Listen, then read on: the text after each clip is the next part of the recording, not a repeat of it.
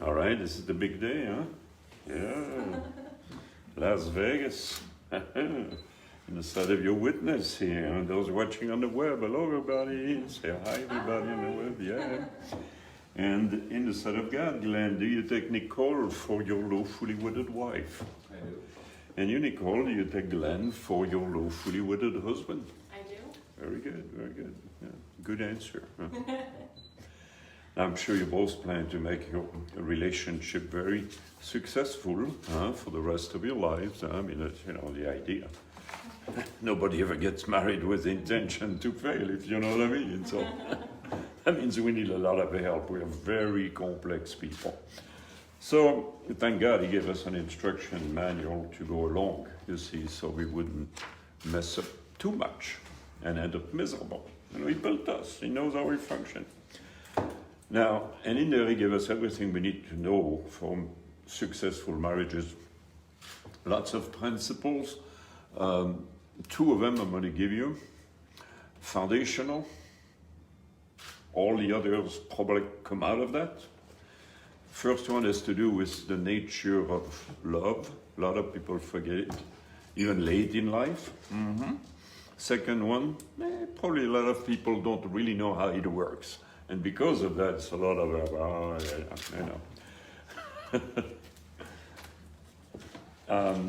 see, according to the scriptures, true love, underline true love, in the end, always cares more for the well-being and the happiness of the other before its own.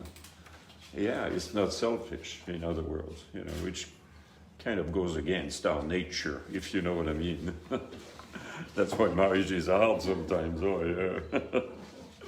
Because, when the rubber hits the road deep down inside, it's all about us first.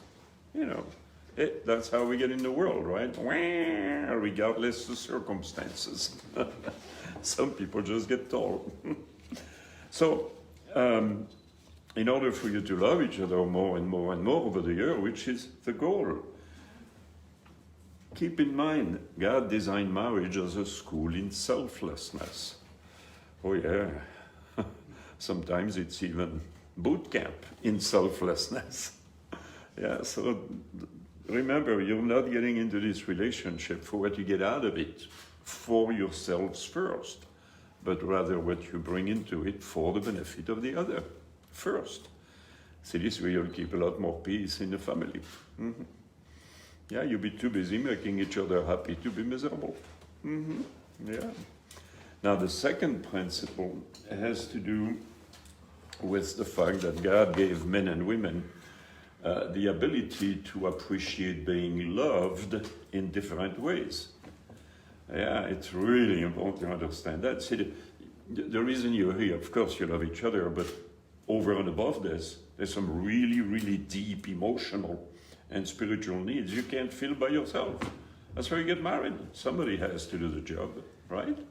And it's when those needs are not filled one by the other that trouble starts to brew along, see. So, see, very important to understand. According to the scriptures, you are to give your wife an overdose of understanding. Yeah.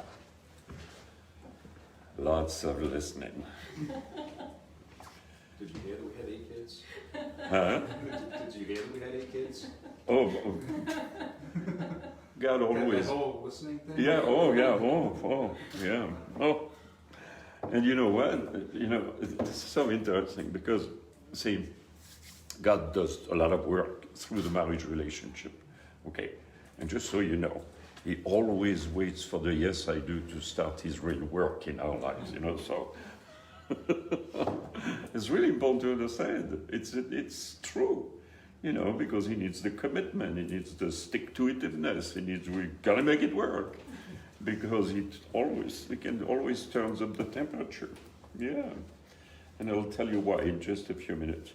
You see, so overdose of understanding for your wife, and the reason for that is because when trouble comes, and it always does, okay, our normal reaction, the way God built us, fix it, make it better, repair it, forget it, go on with life, no time to waste, yeah. That's how pretty much how we respond. It's not the way it works on that side. No, no, no. When trouble comes on that side, there's a lot of turmoil that takes place in the heart. Oh, yeah. Yeah, it's not time for solutions. No, no, no. No, see, there's a lot of pain and fear and hardships, all kinds of things, doubts, and, you know. So not time for solutions. No, no, we think it is because we're going to fix it. So, it's time to heed the counsel of God in the scriptures. Husbands, love your wives in an understanding way, you see. So it's time to validate your wife's emotions and her feelings and be patient with her and stand by her until she comes out of that. Yeah. Then it's time for solutions, not before. Now the wife, in turn, according to the scriptures, is to give the husband an overdose of respect. Not because he's better, not because he's more important than you, but because his way of appreciating being loved is different than yours, you see. Oh, my wife, she trusts me. Yeah. Big deal with guys. See, just as it is important for you to have an understanding husband, and you know how important that is. The same way, it's important for your husband to have a wife who trusts him. Yeah. And it's when that does not happen during those times of interaction, you know what I mean? That, some really negative reaction takes place on both sides, yeah. And the reason for that is because God designed marriage as a platform for us to grow in more maturity in all aspects of life. But we need to discover where we need to mature. Who knows? It's the best time. It's during the down part of the ups and downs. Yeah, because we don't always react the way we should or could. Yeah. Yeah, so it's like we discover some points of weaknesses we need to work at overcoming. Nobody's perfect. We can always improve. Yeah. So it's like God saying, you see, you need to work at getting more patient and gentle and kind and understanding, loving, trustworthy, faithful, dependable, accountable, responsible, forgiving, less self-centered, all kinds of things. Yeah. And it's when we respond to work on our character with that the relationship will get better and better. Yeah, I mean, there's a lot to say about that, but in a nutshell, that's what it's about, you see. And don't get me wrong, we all need all of that. Actually, the more of everything you give to each other on both sides, the better. So the issue is not ladies deserve less respect than we do in God's way of thinking. You know, as some people think that's what that means. Or we deserve less understanding than you do. It's foolish. It has to do with this growth in maturity. And actually, when you think of it, the really bad part of the marriage relationship, those tough times, which cause so many marriages to fall apart, they're actually designed to give us opportunity to go in better relationship, better marriage. Yeah, a stronger marriage. And we need to respond to that properly. See, that's why the first one is we care more for the other. And in addition, I'll just say one more thing. See, it takes time to overcome these weaknesses. It does. We don't become patient overnight or understanding overnight or what, yeah. So it takes exercise. So because you know that works on both sides, takes time on both sides, give each other time to overcome. Be patient with each other. You'll appreciate each other a whole lot more.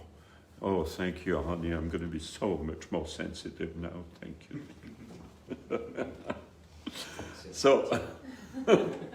So really important, okay? So I encourage you to study your instruction manual for yourselves. Now the Bible, never be sorry for that. Everything we need for life is in there.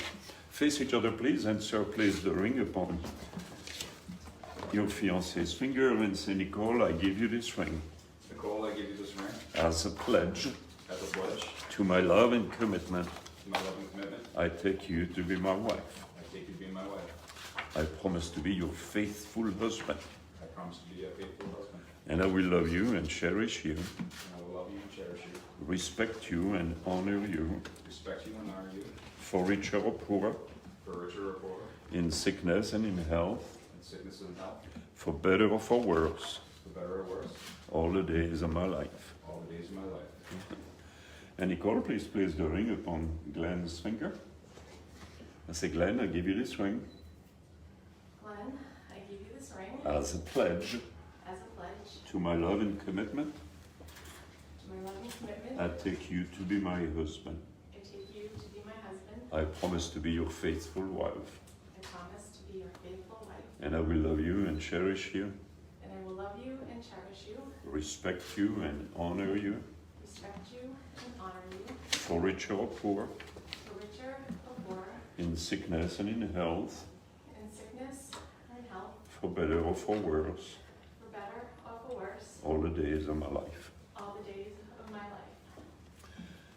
All right. Well, after hearing the vows you exchange with each other in the sight of your witness, Pat, and in the sight of God by the authority given to me by the laws of the state of Nevada, officially pronounce you husband and wife. You may kiss your bride, sir. Bravo, bravo, bravo.